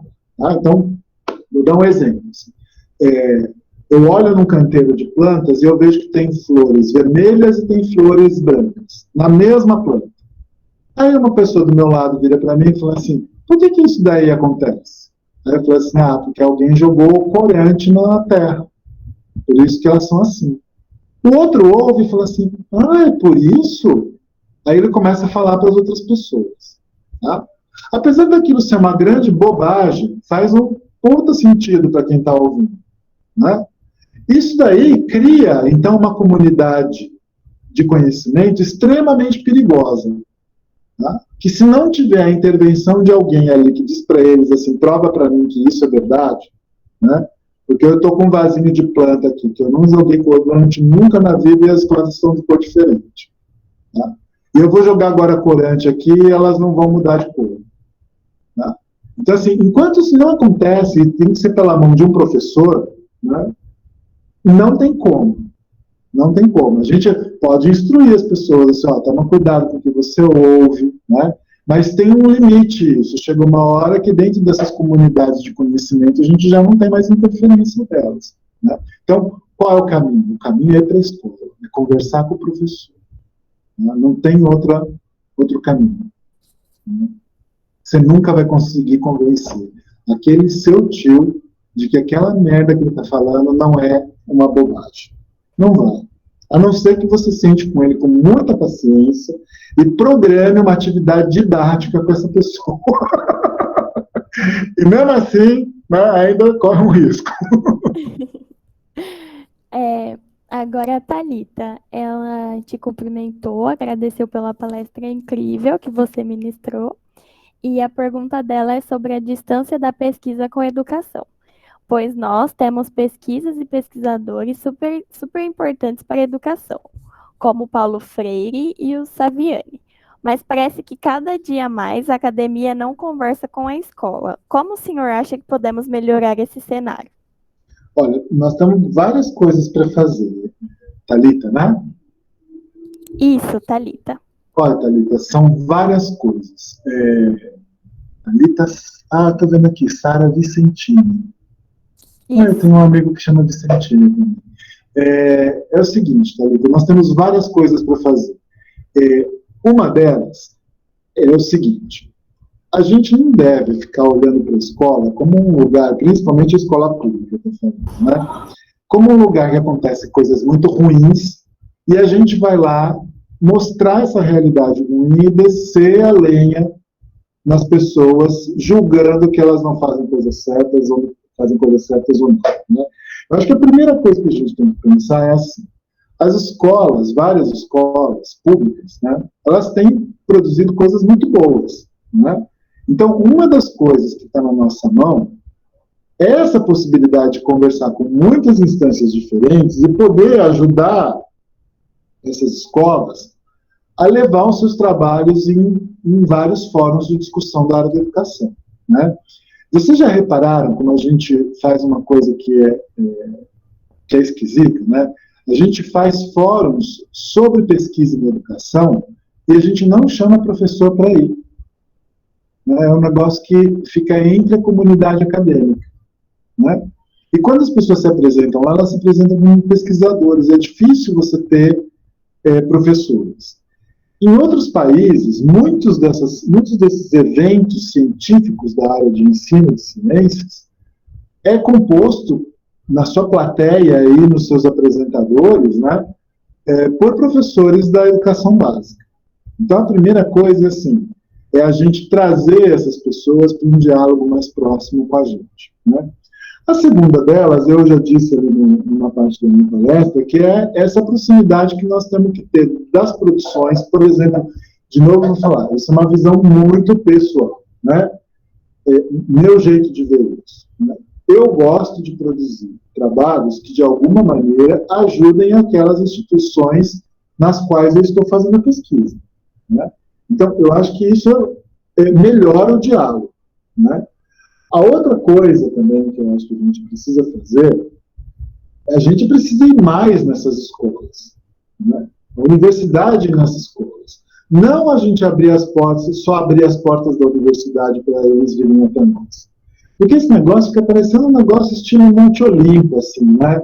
Então, assim, eu vou lá na universidade onde estão os deuses da sabedoria para eu me banhar de conhecimento, né? A gente não tem essa humildade também de chegar nas instituições e falar assim, o que elas têm para ensinar para nós? Né? O que elas podem dizer para nós? Tem uma passagem da mitologia grega que é muito interessante, que é um dia que se chama Versáculo. Esse dia é o dia que todos os mortais sobem ao Monte Olimpo para conversar com os deuses. E é o dia que os deuses dão uma consultoria para a humanidade mequetrefe. Né? Então, a gente tem feito muito disso na universidade. A gente abre as portas para dizer assim, vem até nós, porque nós sabemos tudo. Né? Então, isso acaba gerando uma antipatia por nós, né?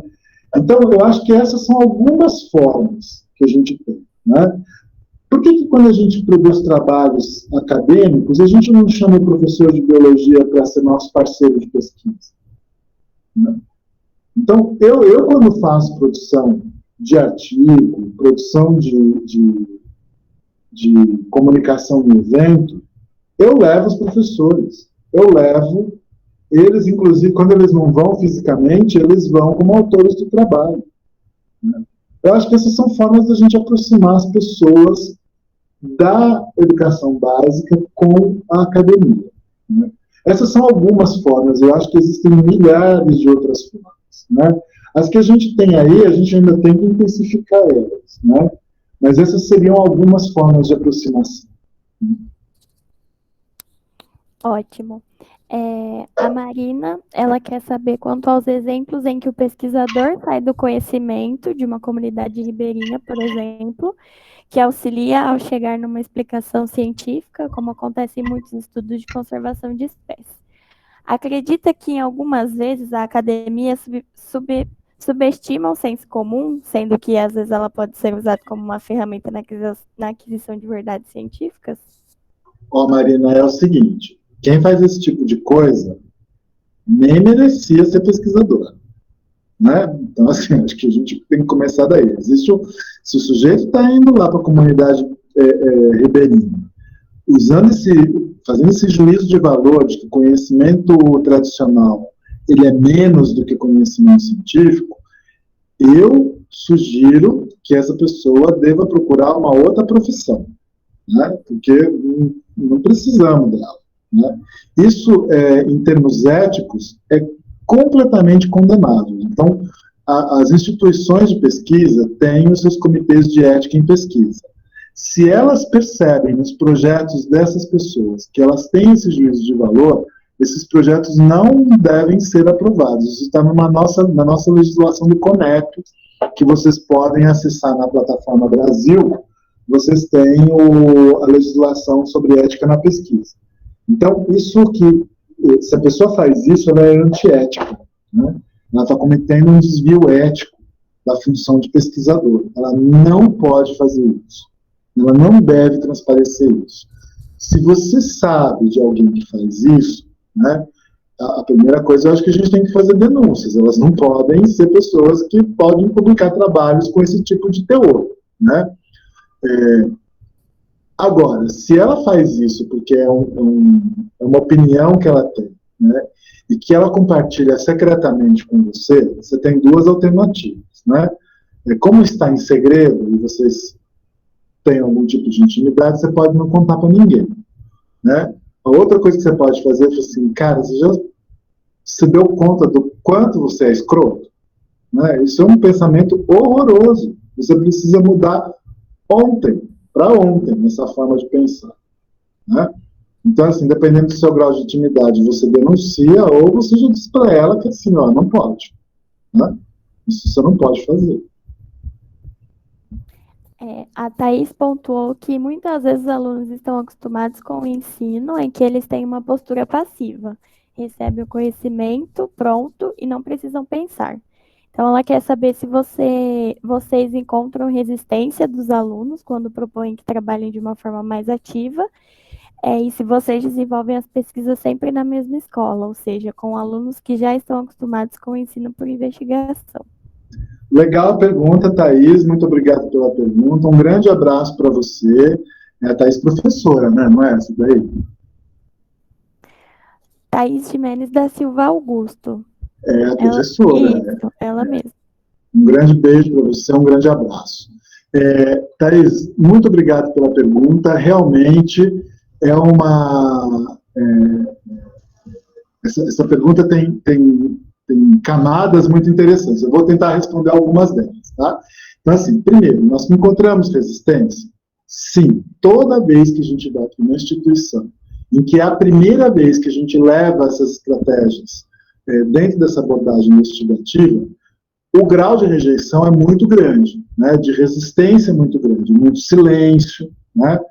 Geralmente, Os primeiros a aderirem a esse tipo de proposta são aqueles alunos que os professores falam que são os problemáticos, né?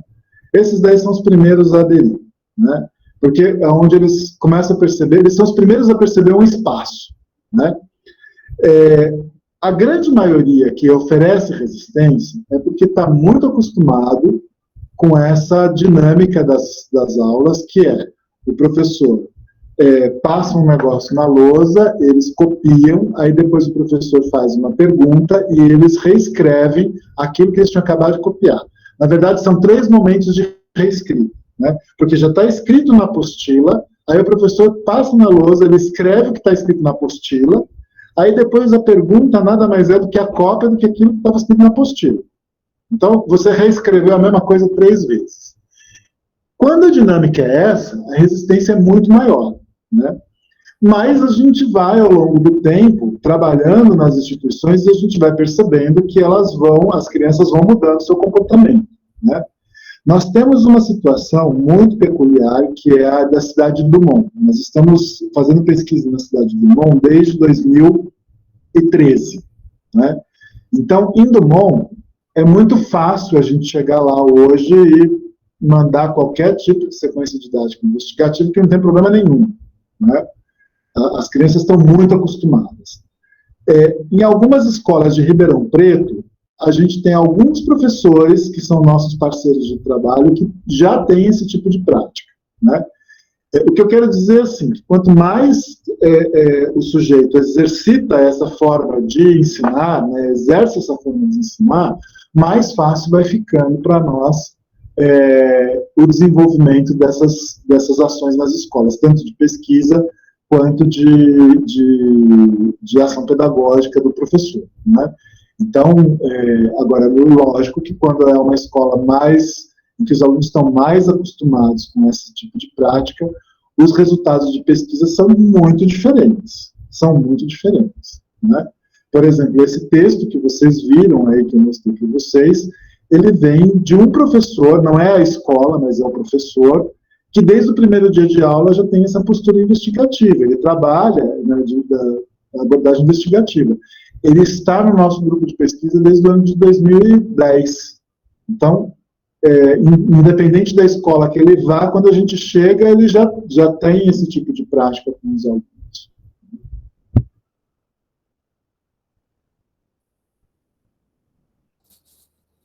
Ótimo. O Júlio também te cumprimentou, agradeceu pela palestra fantástica, e ele quer saber, na sua opinião, qual é o papel do ensino de ciências e biologia, não só na promoção da emancipação política dos educandos, mas também na emancipação humana destes, e quais estratégias pedagógicas podem conduzir essas 2 emancipações. Júlio, obrigado pela pergunta. Eu acho o seguinte, olha, várias estratégias podem produzir uma educação emancipatória. Quando eu penso numa educação emancipatória, eu estou pensando numa educação que é um contraponto de uma educação tecnicista, né, burocratizada, bancária, né, como o Paulo Freire chama, né. Essa educação emancipatória, ela tem uma perspectiva de um desenvolvimento humano muito grande, porque ela não está só na aquisição de conhecimento científico, né, ela está muito mais do que isso, está na construção de um sujeito crítico. E quando eu digo um sujeito crítico, um cidadão crítico, é um sujeito, essa educação emancipatória, ela leva o sujeito a entender que a participação, os direitos e os deveres dele estão em várias instâncias, né? Política, econômica, social, cultural, né? Ele enxerga isso. Uma educação emancipatória, do meu ponto de vista, e aí muito afinada com as propostas do Paulo Freire e do próprio Saviani, como o já citou, né? Tem a ver com essas proposições em que a gente ajuda o aluno a compreender como são as estruturas de poder da sociedade que ele vive e o que ele pode fazer também para transformar essas estruturas de poder, né? Então, é nesse sentido que eu entendo uma educação emancipatória. Uma educação emancipatória não combina com o estado mínimo que a gente tem hoje. Então, para mim, uma educação emancipatória é aquela em que o cidadão vai reconhecer que se algo está dando errado na vida dele, a culpa não é dele, né? A culpa é de um sistema todo que foi construído para ele se achar um fracassado e ser culpabilizado, né, quando ele é vítima de um processo. Isso, para mim, é educação emancipatória, quando o sujeito enxerga, né, que existe uma classe social dominante, muito rica, que quer fazer com que ele continue muito pobre e muito subjugado, né? Então, que estratégias que são essas? São muitas, né? As estratégias pedagógicas são muitas, os debates, o desenvolvimento da argumentação, a análise, a produção de artigos de opinião, a leitura, o desenvolvimento da leitura, o desenvolvimento da escrita, o desenvolvimento da oralidade, todas essas coisas são válidas, né? Agora a nossa última pergunta é da Isabela. E ela quer saber quais as estratégias para o professor e cientista se sentir motivado e ter jogo de cintura dentro de uma sala numerosa, como vemos normalmente no ensino público. Aí ela acrescentou que os professores dela na época de escola tinham muita dificuldade em desenvolver suas aulas.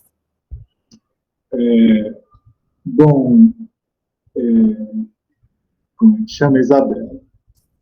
Isabela é assim, eu não sei, assim, quando a gente fala jogo de cintura dentro de uma sala de aula numerosa, né, realmente, assim, a nossa profissão tem muitos desafios, né? Eu acho que um dos desafios mais difíceis que a gente tem é assim, a gente, quando prepara a aula, a gente tem uma expectativa, sabe aquela coisa expectativa-realidade, né? É um pouco esse jogo, né? Porque a gente tem uma expectativa de que tudo vai dar muito certo. E a gente sabe que numa aula, não é todo mundo que aprende, não é todo mundo que aprende com a mesma intensidade, né? E muita gente, né, quando se depara com essa realidade, né, a pessoa fala assim, nossa, eu fiquei 2 dias preparando essa aula e olha só, ninguém está prestando atenção em mim, todo mundo está conversando. Bom, não é porque você gastou 2 dias que a gente é obrigado a entender tudo que você fala, né? Então, a gente até considera que você é uma pessoa bem intencionada, mas isso não quer dizer que foi bom, né? Então, uma das coisas que às vezes a gente fica meio frustrado, né, é de perceber que a gente se prepara muito para uma coisa e o que a gente tem de retorno não é exatamente aquilo que a gente queria, né? E eu acho que esse é o maior desafio da nossa profissão, né? Porque quando isso acontece, a gente não pode entender isso como um fracasso, né? Mas sim como uma nova questão, um novo problema para a gente resolver. Então nós vamos ter que pegar aquilo e transformar. Bom, eu gastei 2 dias pensando naquela aula, vou ter que gastar mais 2, porque não foi bom ainda, né? E eu tenho que fazer disso a minha profissão, né? A gente trabalha numa área de frustração muito grande. E a gente tem que entender que essa frustração ela é normal na nossa atividade profissional e ela pode ser utilizada como estímulo para a gente produzir outras coisas, né? Eu acho que esse é um segredinho, porque eu não sei se esse é o jogo de cintura, né? Mas eu acho que quando a gente olha a frustração de uma maneira diferente, né? Não que eu não me frustre como professor, lógico que eu me frustro, né? A gente sabe quando está dando uma aula boa, quando está dando uma aula ruim. Mas a minha expectativa é sempre assim, puxa, será que eu não podia fazer tal coisa? E se eu fizesse isso, será que não melhoraria? Aquele aluno ali que não conseguiu aprender, será que se eu mudar alguma coisa, será que ele não vai aprender? Então, isso para mim é um estímulo, né? Isso se torna uma prática corriqueira da minha vida. É diferente de você ser artista de televisão, celebridade, youtuber, né? Porque tudo que você faz, todo mundo acha lindo, né? O grau de frustração dessas pessoas é baixíssimo, né? Então, quando tem uma frustração, aí o youtuber fica deprimido, ele chora, ele vai na rede social, dizer que ele está tomando antidepressivo, né? Se a gente fizer isso, cada aula ruim que a gente dá, vixe, nossa, nós vamos gastar horrores só tomando antidepressivo, né? Então, acho que a questão aí, estou fazendo uma brincadeira, mas assim, desculpe a brincadeira, mas assim, a questão que eu quero dizer para vocês é que esses momentos, né, em que a gente tem grandes dificuldades, eles podem se tornar momentos de grande superação, de grande construção de novas práticas, de novas estratégias, né? O trabalho do professor, ele é muito criativo. Ele é muito criativo exatamente porque nós temos muitos problemas, né? E como os problemas são muitos e muito diversificados, o jogo de cintura é esse, a gente está sempre ali disposto, disponível a enfrentar esses desafios. Né? Agora, eu acho que na escola pública é muito mais prazeroso a gente enfrentar esses desafios, né, porque há um espaço para a gente fazer isso, do que na escola privada. Porque na escola privada, a relação que você tem é com o cliente, né? E quando você faz alguma coisa errada, o pessoal baixa lá com o PROCON e os direitos do consumidor. Isso não tem na escola pública, né? Eles estão lá para aprender e você está lá para ensinar. Você não está lá para oferecer produto que o outro vai comprar. Né? Então, eu acho que na escola pública, você adquirir essa prática do desafio como algo que te impulsiona a fazer melhor, é muito mais estimulante do que na escola privada. Né? Porque na escola privada, né, é aquela coisa que você tem que fazer aquilo que o cliente quer. Se o pai falou que está ruim, você vai ter que mudar. Né? Mesmo que você ache que não é aquele o melhor caminho para o seu aluno aprender melhor. Né? Então, eu vejo que você tem que ter muito mais jogo de cintura. Né? Na escola privada, pelo menos essa sempre foi a minha história como professor. Né? Muito mais difícil lidar com o público da escola privada do que com o da escola pública. Né? Porque eu sou professor, eu não estou vendendo apostila, não estou vendendo conhecimento, eu não estou vendendo. Né? Eu estou transformando, ajudando a transformar a vida das pessoas. Né? Acho que isso é muito diferente.